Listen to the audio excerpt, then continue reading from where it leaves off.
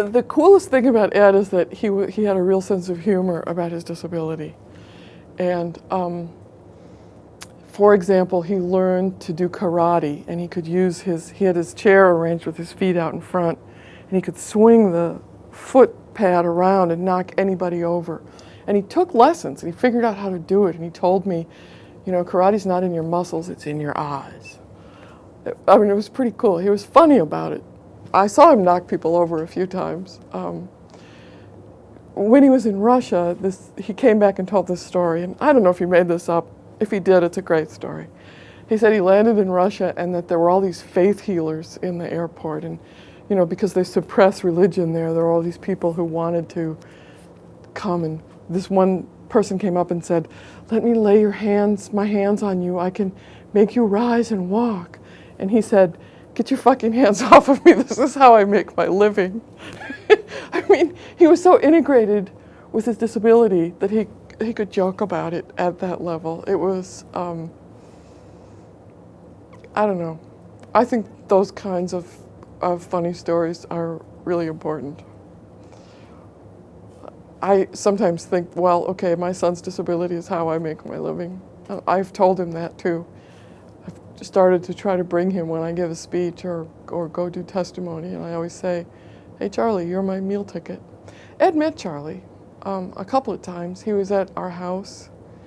We had a contest. I told him I had the ugliest van in the world, and he told me he had the ugliest van in the world.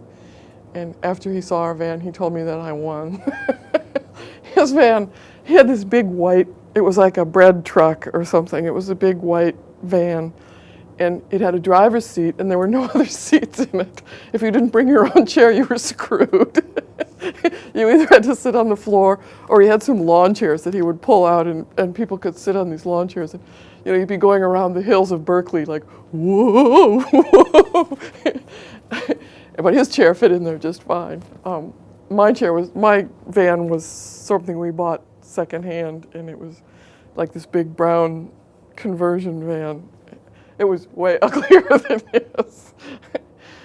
But he had a good sense of humor about all that stuff. It was interesting. I don't know how he found the time to spend so much personal time with so many people. I mean, I can't tell you how many people I know who say, "Well, I had dinner with Ed one night, and I mean, it's almost as if he spent his whole life forming relationships with people so that they would be stronger to do what they were going to do." That takes a lot of energy and a lot of courage. It's not like you called him up all the time or anything, at least I didn't.